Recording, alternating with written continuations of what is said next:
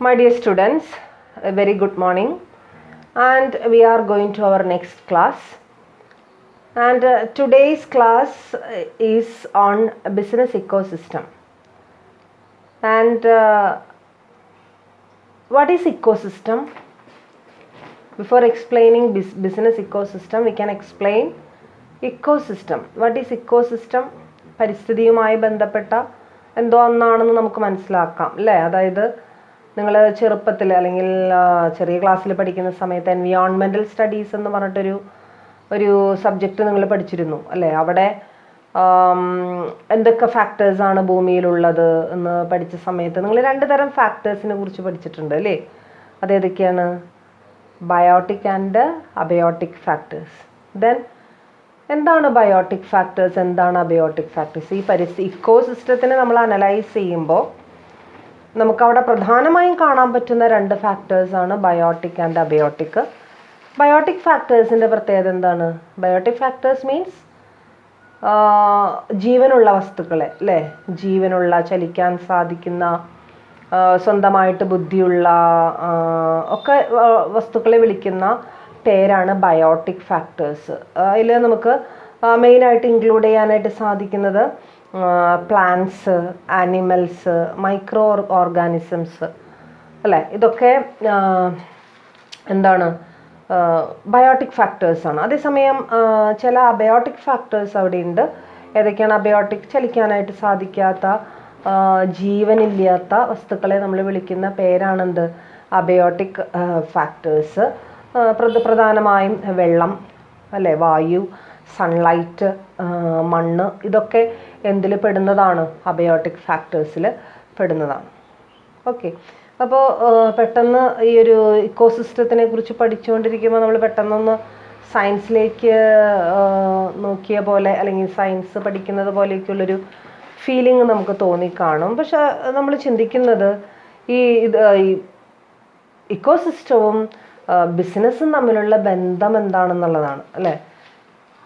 എന്തെങ്കിലും ബന്ധമുണ്ടോ? നിങ്ങളൊന്ന് ആലോചിച്ച് നോക്കിയാൽ ബിസിനസ്സും ഇക്കോസിസ്റ്റവുമായിട്ട് എന്തെങ്കിലും ബന്ധമുണ്ടോ? ബിസിനസ്സിനൊരു പരിസ്ഥിതിയായിട്ട് നമ്മൾ എടുക്കുകയാണെന്നുണ്ടെങ്കിൽ, ഒരു ഇക്കോസിസ്റ്റമായിട്ട് നമ്മൾ എടുക്കുകയാണെന്നുണ്ടെങ്കിൽ നമുക്കറിയാം there are so many elements inside A business organisation അല്ലേ. ഈ എലമെൻറ്റ്സുകളെല്ലാം കൂടി പ്രവർത്തിക്കുമ്പോഴാണ് അതൊരു ബിസിനസ് സിസ്റ്റം ആവുന്നത് അല്ലേ. നമ്മൾ കഴിഞ്ഞ ക്ലാസ്സിൽ നമ്മൾ ലോജിസ്റ്റിക്സ് മാനേജ്മെൻറ്റിനെ കുറിച്ച് ചർച്ച ചെയ്ത സമയത്ത് നമ്മൾ പഠിച്ചു, ഒരിക്കലും ലോജിസ്റ്റിക്സ് മാനേജ്മെൻറ്റിലെ ആക്ടിവിറ്റീസ് നമുക്ക് ഇൻഡിപെൻഡൻ്റ് ആയിട്ട് ചെയ്യാനായിട്ട് സാധിക്കില്ല എന്നുള്ളത് നമുക്ക് മനസ്സിലായി. അതേപോലെ തന്നെയാണ് ഇവിടെയും തീർച്ചയായിട്ടും ബിസിനസ്സിൻ്റെ ഉള്ളിലുള്ള ഫാക്ടേഴ്സ് ഡിഫറെൻറ്റ് വേസിൽ സെപ്പറേറ്റഡ് ആയിട്ട് അല്ലെങ്കിൽ ഇൻഡിപെൻഡൻ്റ് ആയിട്ട് പ്രവർത്തിച്ചു കഴിഞ്ഞാൽ ഒരിക്കലും നമ്മൾ ഉദ്ദേശിക്കുന്ന റിസൾട്ട് നമുക്ക് ഉണ്ടാക്കാൻ സാധിക്കില്ല. ഭൂമിയിൽ ജീവനുള്ളതും ജീവനില്ലാത്തതുമായിട്ടുള്ള ഘടകങ്ങൾ പരസ്പരം ആശ്രയിച്ചുകൊണ്ടും പരസ്പരം സഹായിച്ചുകൊണ്ടും പരസ്പരം കമ്മ്യൂണിക്കേറ്റ് ചെയ്തുകൊണ്ടും നല്ല രീതിയിൽ ജീവിതം മുന്നോട്ട് കൊണ്ടുപോകാനായിട്ട് നമ്മളെയൊക്കെ സഹായിക്കുന്നത് പോലെ തന്നെ ഒരു ബിസിനസ് ഓർഗനൈസേഷൻ്റെ ഉള്ളിലുള്ള ജീവനുള്ളതും ജീവനില്ലാത്തതുമായിട്ടുള്ള പല ഘടകങ്ങൾ അങ്ങോട്ടും ഇങ്ങോട്ടും കമ്മ്യൂണിക്കേറ്റ് ചെയ്ത് അല്ലെങ്കിൽ അങ്ങോട്ടും ഇങ്ങോട്ടും പരസ്പരം ആശ്രയിച്ചുകൊണ്ടും യൂട്ടിലൈസ് ചെയ്തുകൊണ്ടും ഒക്കെ മുന്നേറുമ്പോഴാണ് ബിസിനസ് ഓർഗനൈസേഷൻ എന്ന് പറയുന്ന സങ്കല്പം എന്ത് ചെയ്യപ്പെടുന്നത്? പൂർണ്ണമാക്കപ്പെടുന്നത് അല്ല. അപ്പോൾ ഇപ്പം നമുക്ക് മനസ്സിലായി എന്തുകൊണ്ടാണ് ഇക്കോസിസ്റ്റത്തിനെ കുറിച്ച് നമ്മൾ ബിസിനസ് മാനേജ്മെൻറ്റിൽ പഠിക്കുന്നതെന്നുള്ളത് അല്ലേ. നമ്മൾ പഠിച്ചിട്ടുണ്ട് ഈ ഭൂമിയിൽ എല്ലാവർക്കും അവകാശമുണ്ട് അല്ലേ.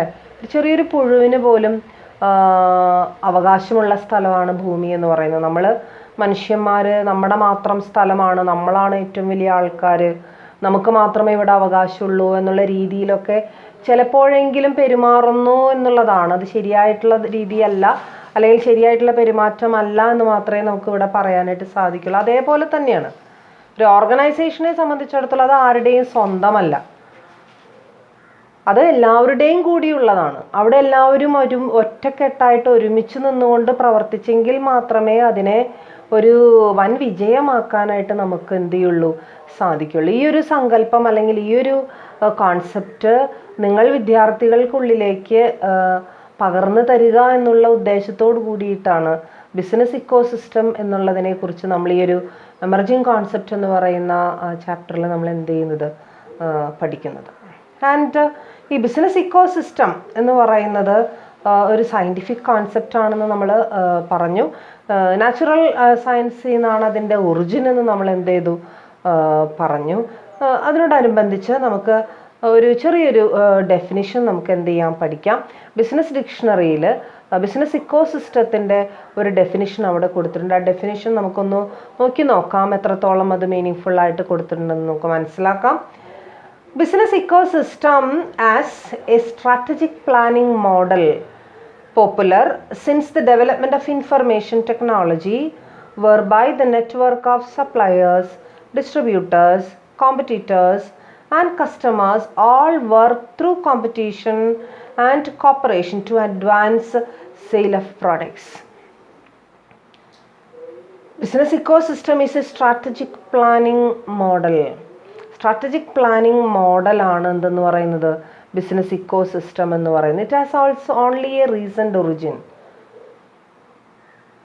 അല്ലേ. ഒരു ബിസിനസ്സിനെ എത്രത്തോളം സയൻറ്റിഫിക്കായിട്ട് നമുക്ക് ട്രീറ്റ് ചെയ്യാനായിട്ട് സാധിക്കും എന്നുള്ളതിനെ സഹായിക്കുന്ന അല്ലെങ്കിൽ എന്നുള്ളതിനെ സപ്പോർട്ട് ചെയ്യുന്ന ഒരു മോഡലാണ് എന്തെന്ന് പറയുന്നത് ബിസിനസ് ഇക്കോസിസ്റ്റം എന്ന് പറയുന്നത്. And popular, it becomes popular only or since the development of information technology. ഈ ഒരു ബിസിനസ് ഇക്കോസിസ്റ്റത്തിന് അതിൻ്റേതായിട്ടുള്ളൊരു രൂപം കൈവന്നത് അല്ലെങ്കിൽ അതിൻ്റെ ഒരു ഡെവലപ്മെൻറ്റ് സാധ്യമായത് എന്തിൻ്റെ ആവിർഭാവത്തോട് കൂടിയിട്ടാണ്? ഇൻഫർമേഷൻ ടെക്നോളജി കണ്ടുപിടിച്ചത് കൊണ്ടാണ് അല്ലേ. അല്ലെങ്കിൽ ഇൻഫർമേഷൻ ടെക്നോളജി എന്ന് പറയുന്നൊരു സമ്പ്രദായം നിലവിൽ വന്നതു മുതലാണ് ബിസിനസ് ഇക്കോസിസ്റ്റത്തിനെ കുറിച്ച് നമ്മൾ എന്ത് ചെയ്തത് ചിന്തിച്ച് തുടങ്ങിയത്. ആൻഡ് വെർബൈ, ആ ഒരു സിസ്റ്റത്തിലൂടെ അല്ലെങ്കിൽ ആ ഒരു ടെക്നോളജിയിലൂടെ നമ്മൾ എന്താണ് ഉദ്ദേശിക്കുന്നത്? Whereby a network of suppliers, distributors, competitors and customers. 4 ആൾക്കൂട്ടരെ കുറിച്ച് അല്ലെങ്കിൽ 4 ഗ്രൂപ്പ്സിനെ കുറിച്ചിട്ടാണ് അവിടെ ചർച്ച ചെയ്തിരിക്കുന്നത്. ആരൊക്കെയാ? സപ്ലയേഴ്സ് ഉണ്ട്, ഡിസ്ട്രിബ്യൂട്ടേഴ്സ് ഉണ്ട്, കോമ്പറ്റീറ്റേഴ്സ് ഉണ്ട്, കസ്റ്റമേഴ്സ് ഉണ്ട്. And all work through competition and cooperation. Competition ഉണ്ട്, at the same time cooperation ഉണ്ട് അല്ലേ. all the business groups and all the business entities are working in the sense of or on the basis of competition. At the same time they are coordinating and cooperating their activities അല്ലേ. അവരുടെ ആക്ടിവിറ്റീസിനെ അവരെന്ത് ചെയ്യുന്നു? Coordinate ചെയ്യുന്നു, cooperate ചെയ്യുന്നു. അതേസമയം competition സ്പിരിറ്റോട് കൂടിയിട്ടാണ് അവരത് എന്ത് ചെയ്യുന്നത്. And all work through competition and cooperation to advance sale of products. There is an ultimate aim behind it and it is advancement of sale of products. അതിൻ്റെ പെർട്ടിക്കുലർ ആയിട്ടുള്ള അതിൻ്റെ എയിം എന്ന് പറയുന്നത് എന്ത് തന്നെയാണ്? അഡ്വാൻസ്മെൻ്റ് ആണ്. അതിൻ്റെ പ്രൊഡക്ട്സിൻ്റെ എന്തിൻ്റെ അഡ്വാൻസ്മെൻ്റ്? ആ സെയിൽസിൻ്റെ അഡ്വാൻസ്മെൻ്റ് ആണ്. So that is business ecosystem as per the definition of business dictionary. Business ഡിക്ഷണറിയുടെ ഡെഫിനിഷനാണ് നമ്മൾ എന്ത് ചെയ്തിട്ടുള്ളത് പഠിച്ചത്. എന്തൊക്കെയാണ് നമ്മൾ പറഞ്ഞത്? സ്ട്രാറ്റജിക് പ്ലാനിങ് മോഡലാണ്. It is popular since the invention of information technology. നമുക്കറിയാം ഇൻഫർമേഷൻ ടെക്നോളജി എന്ന് പറയുന്നത് അധികം പഴക്കമുള്ളൊരു ടെക്നോളജി അല്ല അല്ലേ. ഇൻഫർമേഷൻ ടെക്നോളജിയൊക്കെ വളരെ കാര്യമായിട്ട് ഡെവലപ്പ് ചെയ്ത് വന്നിട്ടുള്ളത് ഏകദേശം നമ്മുടെ 21ാം നൂറ്റാണ്ടോട് കൂടിയിട്ടാണ് അല്ലേ. അപ്പോൾ തീർച്ചയായിട്ടും നമുക്കത് അത്രയും പഴക്കമുള്ളൊരു ടെക്നോളജി ആയിട്ടൊന്നും നമുക്ക് പറയാനായിട്ട് സാധിക്കില്ല. അപ്പോൾ അതിൻ്റെ ഒരു സഹായം കൊണ്ടാണ് പലപ്പോഴും ഈ സപ്ലയേഴ്സിനും കോമ്പറ്റീറ്റേഴ്സിനും ബിസിനസ് യൂണിറ്റുകൾക്കും ഒന്നടങ്കം ഒരു കോമ്പറ്റീറ്റീവ് സ്പിരിറ്റോട് കൂടിയിട്ട് എന്ത് ചെയ്യാൻ പറ്റുന്നത്?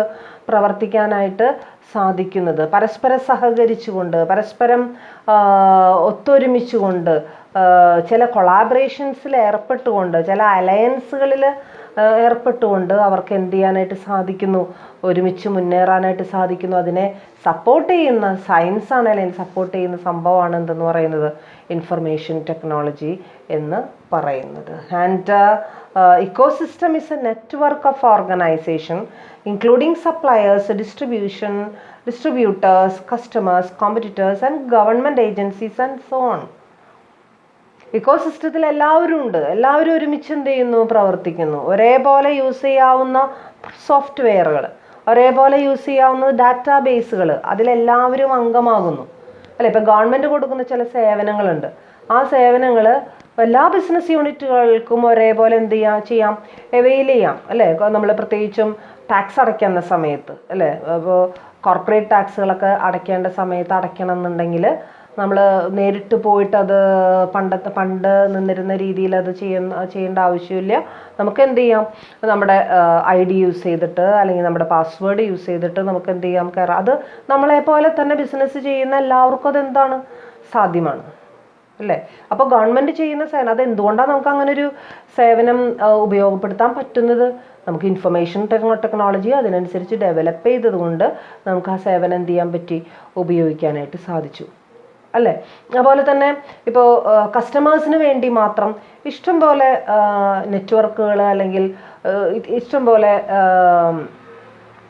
സൈറ്റുകൾ എന്ത് ചെയ്യുന്നുണ്ട്, വർക്ക് ചെയ്യുന്നുണ്ട് അല്ലേ. അവർക്ക് വേണ്ടി കസ്റ്റമേഴ്സിനെ സോൾലി അവരെ മാത്രം എയിം ചെയ്തുകൊണ്ട് അത് യൂസ് ചെയ്യാൻ പറ്റുന്നത് എന്തുകൊണ്ടാണ്, അങ്ങനെ ഒരു ടെക്നോളജി നമുക്ക് അവൈലബിൾ ആയതുകൊണ്ടാണ് അല്ലേ. അപ്പോൾ പരസ്പരം കോപ്പറേറ്റ് ചെയ്തുകൊണ്ട്, പ്രൊഡ്യൂസേഴ്സും കസ്റ്റമേഴ്സ് എല്ലാവരും കോപ്പറേറ്റ് ചെയ്തുകൊണ്ടുള്ളൊരു സിസ്റ്റം, ആ ഒരു സിസ്റ്റമാണ് എന്തെന്ന് പറയുന്നത്, ഇക്കോ സിസ്റ്റം എന്ന് പറയുന്നത്. ബിസിനസ് യൂണിറ്റിൻ്റെ ഉള്ളിലും അത് സാധ്യമാവണം, പുറത്തേക്കും ആ ഒരു സാധ്യതയെ അനന്തമാക്കി നീട്ടിക്കൊണ്ടുപോകാനായിട്ട് നമുക്ക് സാധിക്കണം. അതാണ് എന്തിലൂടെ ഉണ്ടാക്കപ്പെടേണ്ടത്, ഇക്കോ സിസ്റ്റത്തിലൂടെ ഉണ്ടാക്കപ്പെടേണ്ടത്. So definition is very important, പഠിച്ചു വയ്ക്കുക. ബിസിനസ് ഡിക്ഷണറിയിൽ തന്നിരിക്കുന്ന ഡെഫിനിഷൻ പഠിക്കാം. ആൻഡ് നെക്സ്റ്റ് വൺ ഈസ്, നമുക്ക് അവിടെ അതിൻ്റെ ആ ഒരു ടേമിൻ്റെ ഒറിജിനെ കുറിച്ചിട്ടാണ് നമുക്ക് പറയാനുള്ളത്. ഈ ബിസിനസ് ഇക്കോ സിസ്റ്റം എന്ന് പറയുന്ന ആ ഒരു ടേം ആദ്യമായിട്ട് യൂസ് ചെയ്തത് ജെയിംസ് എഫ് മൂർ എന്ന് പറയുന്ന ഒരു ബിസിനസ് എക്സ്പേർട്ടായിരുന്നു. James F Moore, MOORE. James F മൂറാണ് ആദ്യമായിട്ട് ഈ ബിസിനസ് ഇക്കോ സിസ്റ്റം എന്ന് പറയുന്ന ആ ഒരു ടേം യൂസ് ചെയ്തത്. And it was in 1993. 1993 ആ ഒരു കോൺസെപ്റ്റ് ഡെവലപ്പ് ചെയ്ത് വന്നത്. In Harvard business review article titled predators and pray, A new ecology of competition. പ്രിഡേറ്റേഴ്സ് and pray, A new ecology of കോമ്പറ്റീഷൻ എന്ന് പറയുന്ന ആ ഒരു ആർട്ടിക്കിളിലാണ്, ഹാർവാർഡ് ബിസിനസ് യൂണിവേഴ്സിറ്റിയിൽ പബ്ലിഷ് ചെയ്തിട്ടുള്ള ആർട്ടിക്കിളിലാണ് ഈ ഒരു ബിസിനസ് ഇക്കോ സിസ്റ്റം എന്ന് പറയുന്ന ടേം ആദ്യമായി ജെയിംസ് എഫ് മൂർ എന്ന് പറയുന്ന author, expert, management and business expert എന്ത് ചെയ്തിട്ടുള്ളത്, യൂസ് ചെയ്തിട്ടുള്ളത്. അന്ന് മുതലാണ് അതിൻ്റെ ഒരു പ്രചാരം എന്ത് ചെയ്തിട്ടുള്ളത്, കിട്ടിത്തുടങ്ങിയിട്ടുള്ളത്. ഇനി ബിസിനസ് ഇക്കോ സിസ്റ്റത്തിന് ആ ഒരു ആർട്ടിക്കിളിൽ നമ്മൾ പറഞ്ഞു, ആർട്ടിക്കിളിൻ്റെ പേര് പറഞ്ഞു, പ്രെഡേറ്റേഴ്സ് ആൻഡ് പ്രേ എന്ന് പറയുന്ന ആർട്ടിക്കിളിൽ മൂർ ഡിഫൈൻ ചെയ്തിരിക്കുന്ന ഒരു രീതിയുണ്ട്. ഒരു വലിയൊരു പാരഗ്രാഫായിട്ടാണ് നിങ്ങളുടെ ടെക്സ്റ്റ് ബുക്കിൽ അത് എന്ത് ചെയ്തിട്ടുള്ളത്, തന്നിട്ടുള്ളത്. You need not study that whole paragraph, but you can study the first sentence of that definition. നമുക്ക് ആ ഫസ്റ്റ് സെൻറ്റൻസ് എന്ത് ചെയ്യാം, പഠിക്കാം. So you can mark that first sentence. And according to James F Moore, what is ecosystem എന്നുള്ളത് നിങ്ങളുടെ simple word, നിങ്ങളുടേതല്ല, മൂറിൻ്റെ simple വേർഡ്സിൽ നിങ്ങൾക്കത് എക്സ്പ്രസ് ചെയ്യാവുന്നതാണ്. That is economic community supported by a foundation of interacting organizations and individuals. Interacting organizations and individuals. Economic community supported by a foundation of interacting organizations and individuals. ഓർഗനൈസേഷൻസും ഇൻഡിവിജ്വൽസും പരസ്പരം communicate ചെയ്യുന്ന ഒരു ഫൗണ്ടേഷൻ്റെ അല്ലെങ്കിൽ ഒരു ബേസിസിൻ്റെ അടിസ്ഥാനത്തിൽ നിലകൊള്ളുന്ന ഒരു എക്കണോമിക് സിസ്റ്റം അല്ലെങ്കിൽ ഒരു എക്കണോമിക് കമ്മ്യൂണിറ്റി, അതിനെ വിളിക്കുന്ന പേരാണെന്ത്? എക്കണോമിക് എന്ന് വെച്ച് കഴിഞ്ഞാൽ എക്കണോമിക് കമ്മ്യൂണിറ്റി എന്ന് പറയാൻ കാരണം മൊത്തമായും സാമ്പത്തികമായിട്ടുള്ള ഭദ്രതയുടെ അടിസ്ഥാനത്തിലാണ്, സാമ്പത്തികമായിട്ടുള്ള റിഫ്ലക്ഷൻസിൻ്റെ അടിസ്ഥാനത്തിലാണ് ഈ ബിസിനസ് ഇക്കോസിസ്റ്റം എന്ത് ചെയ്തിട്ടുള്ളത്, രൂപം കൊണ്ടിരിക്കുന്നത്. സോ അതിനാലാണ് ആ ഒരു ടേം എന്ത് ചെയ്തിട്ടുള്ളത്, യൂസ് ചെയ്തിട്ടുള്ളത്. എക്കണോമിക് കമ്മ്യൂണിറ്റി എന്നുള്ള ടേം എന്ത് ചെയ്തിട്ടുള്ളത്, യൂസ് ചെയ്തിട്ടുള്ളത്. ഓക്കെ, ഇപ്പം പരസ്പരം ഇൻറ്ററാക്ട് ചെയ്യുന്ന ഓർഗനൈസേഷൻസും ഇൻഡിവിജ്വൽസും എങ്ങനെയാണ് ആ ഒരു എക്കണോമിക് കമ്മ്യൂണിറ്റിയെ ബിൽഡപ്പ് ചെയ്യുന്നത് എന്നുള്ളതാണ് ജെയിംസ് എഫ് മൂർ അദ്ദേഹത്തിൻ്റെ ആർട്ടിക്കിളിൽ എന്ത് ചെയ്തിട്ടുള്ളത്, പറഞ്ഞു തുടങ്ങിയിട്ടുള്ളത്. ആൻഡ് ഞാൻ പറഞ്ഞു അവിടെ ഒരു ഹോൾ പാരഗ്രാഫ് ആർട്ടിക്കിൾസിൻ്റെ ഒരു ഭാഗം അടർത്തിയെടുത്തിട്ട് കൊടുത്തിരിക്കുന്നു എന്ന് മാത്രം.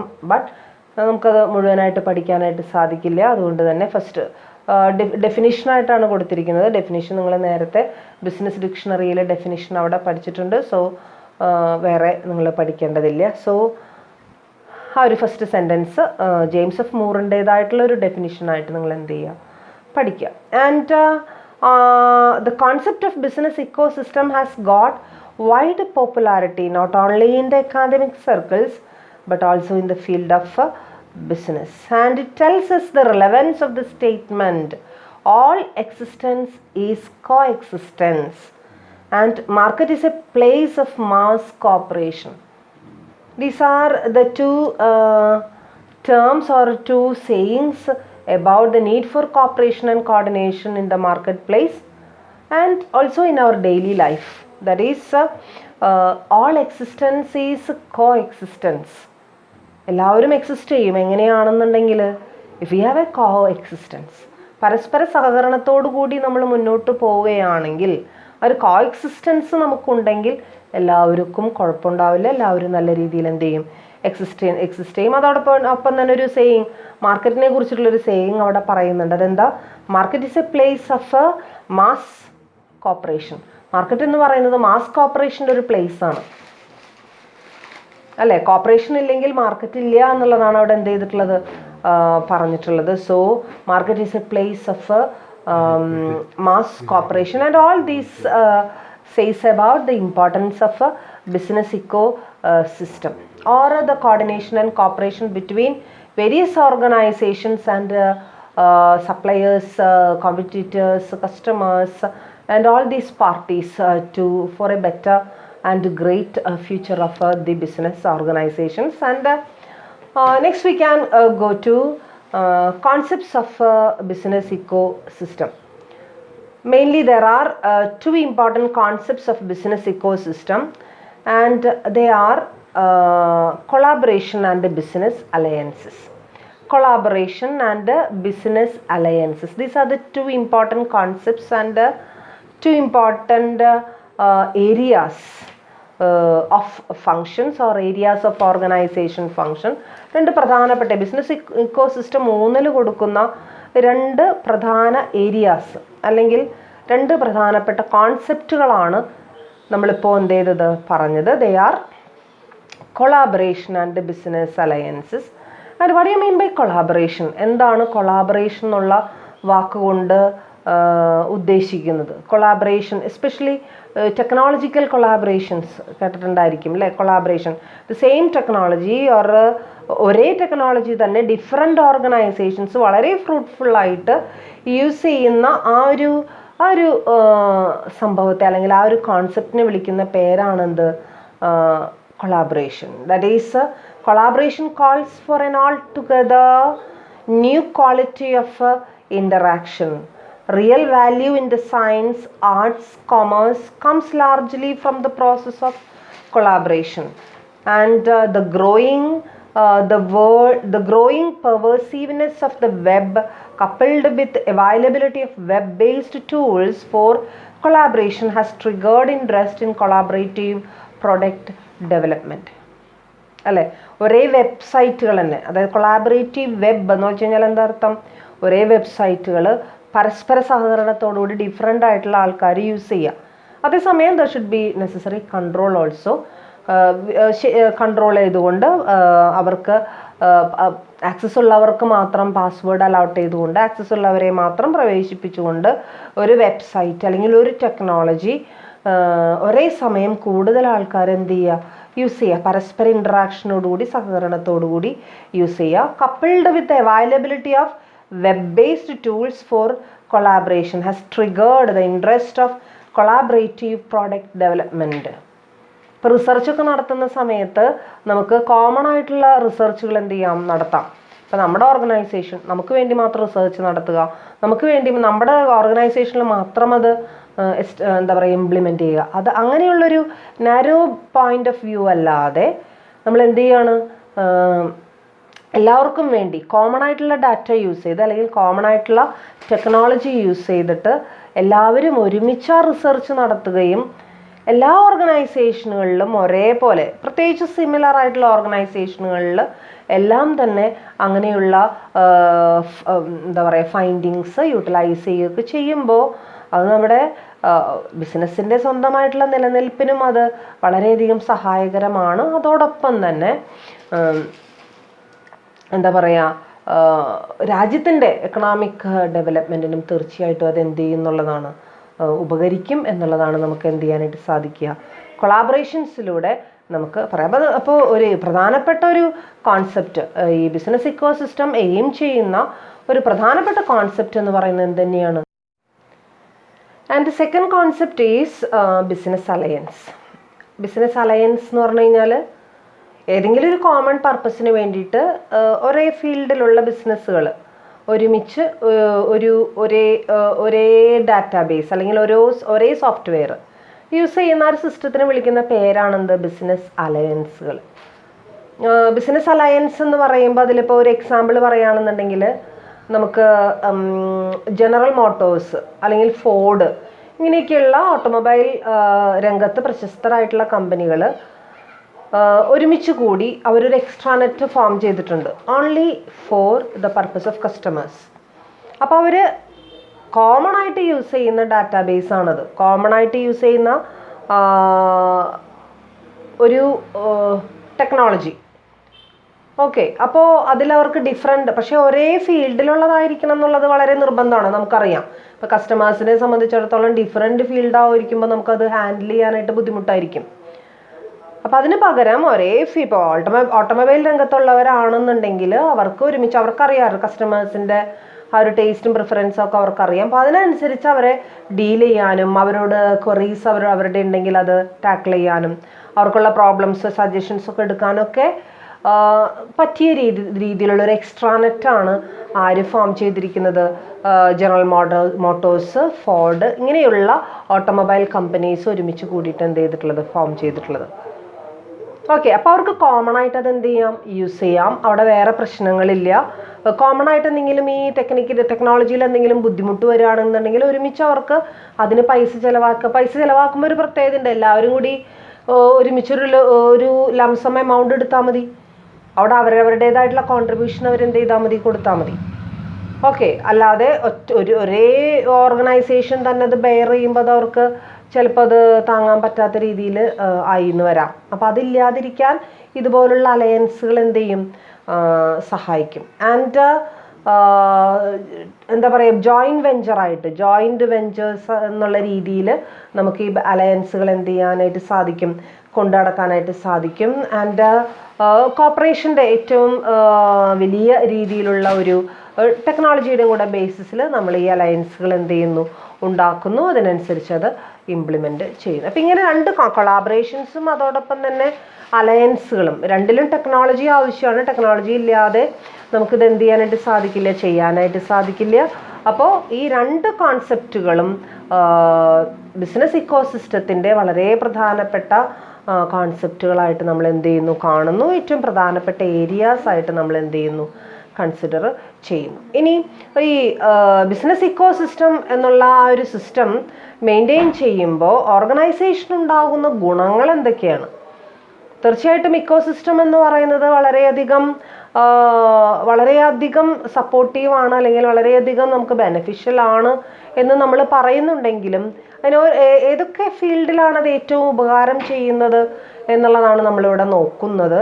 ഇതിൽ ഒന്നാമത്തെ ബെനിഫിറ്റ് എന്ന് പറയുമ്പോൾ ഇംപ്രൂവ്ഡ് ആയിട്ടുള്ളൊരു ഇമേജ് അല്ലേ.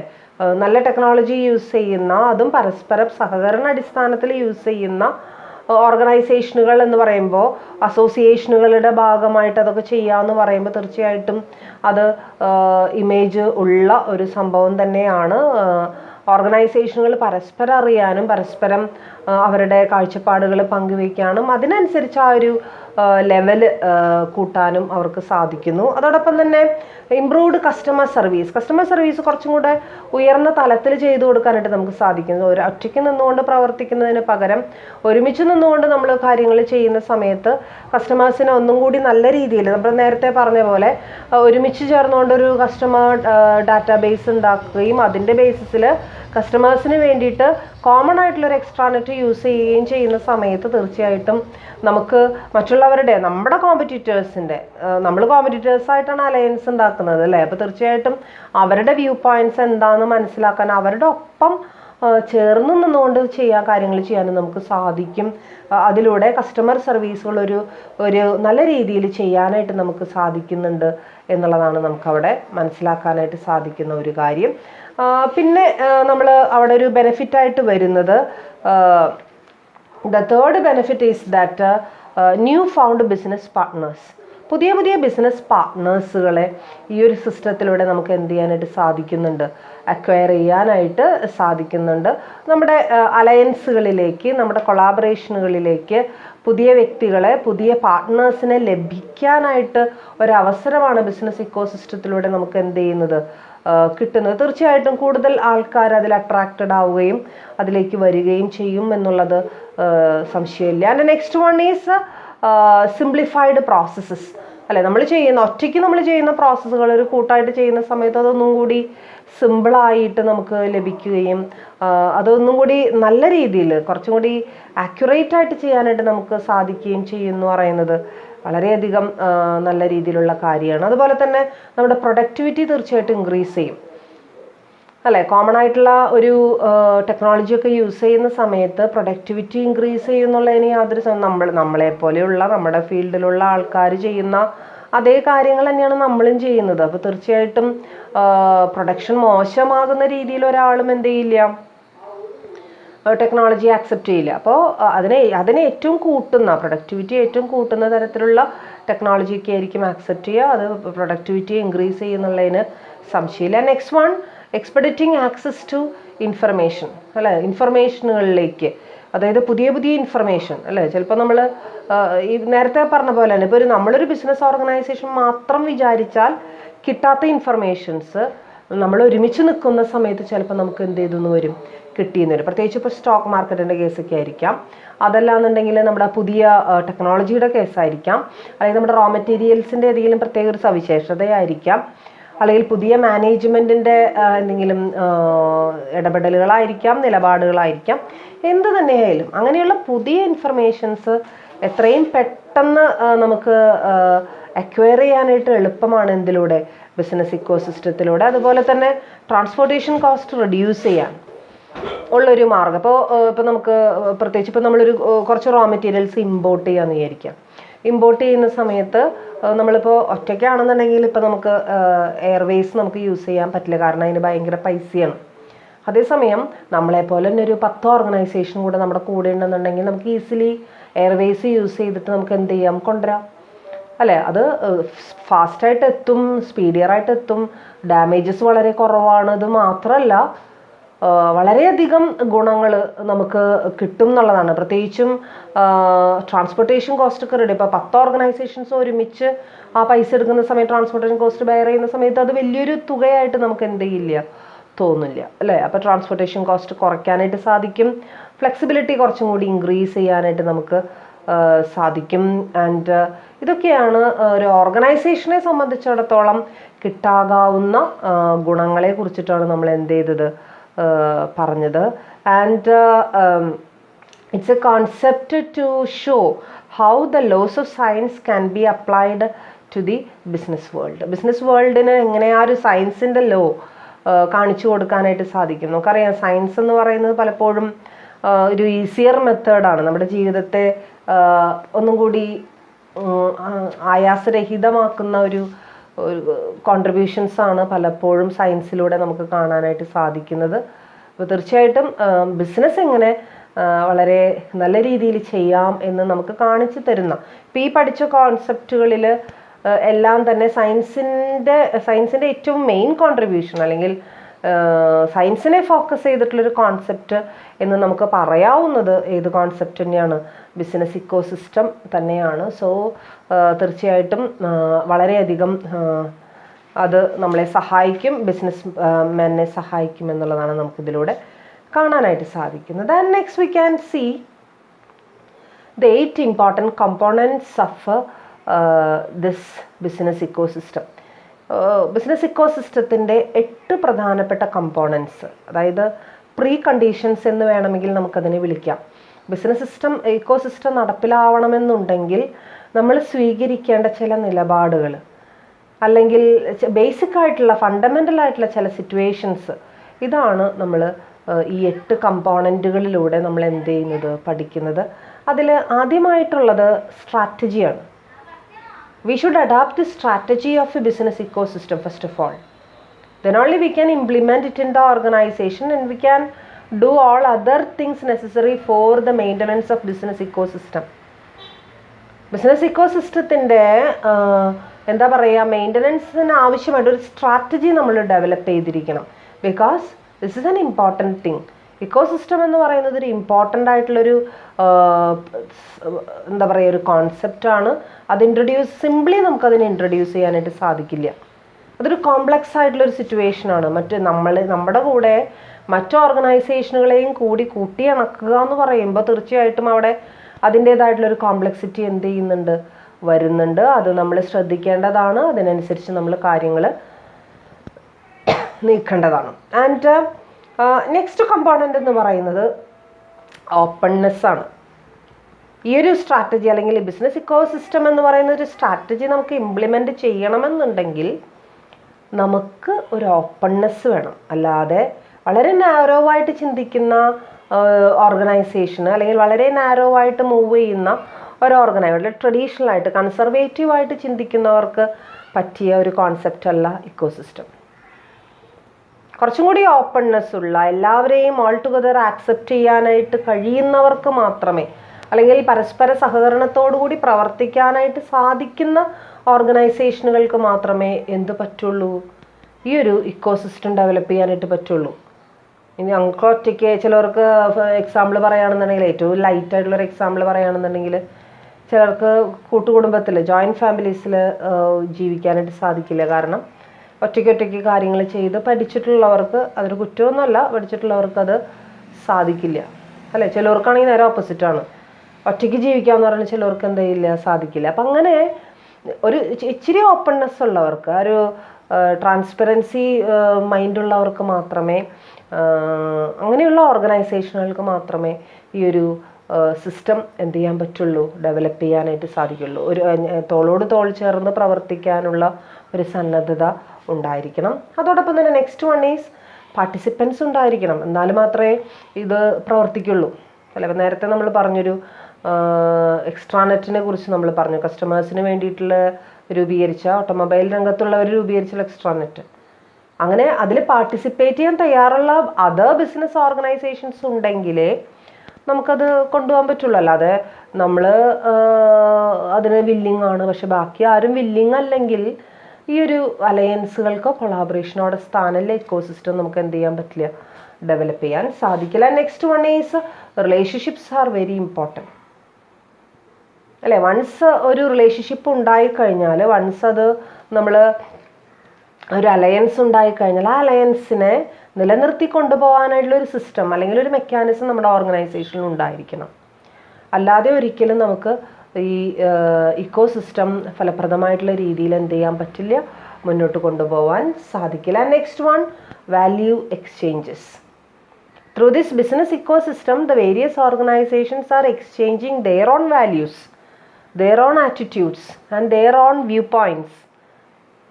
അല്ലേ, അവരവർക്ക് എക്സ്പേർട്ടായിട്ടുള്ള ഫീൽഡുകളിൽ അല്ലെങ്കിൽ എക്സ്പേർട്ടായിട്ടുള്ള ഒപ്പീനിയൻസ് മറ്റുള്ളവരുമായിട്ട് ചർച്ച ചെയ്യും, മറ്റുള്ളവരായിട്ട് അത് എന്താ പറയുക ട്രാൻസ്മിറ്റ് ചെയ്യാനായിട്ട് ആഗ്രഹിക്കുന്ന സമയത്ത് മാത്രമേ ഇക്കോസിസ്റ്റത്തിന് പ്രാധാന്യമുള്ളൂ.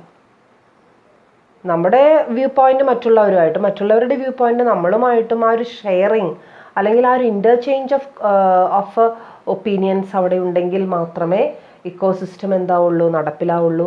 Exchange of value things that is values എന്ന് പറയുന്ന ആ ഒരു ആറ്റിറ്റ്യൂഡ്, ആ വാല്യൂസിനെ എക്സ്ചേഞ്ച് ചെയ്യാനായിട്ട് നമ്മൾ തയ്യാറായിരിക്കണം. And next one is complexity.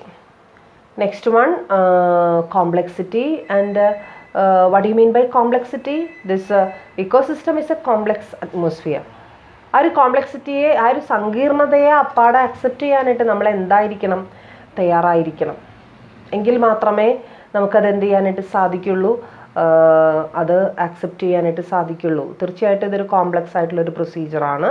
ആ കോംപ്ലക്സ് പ്രൊസീജിയറിനെ നമ്മൾ എന്ത് ചെയ്തിരിക്കണം, ആക്സെപ്റ്റ് ചെയ്തിരിക്കണം. And next one is technology is very important.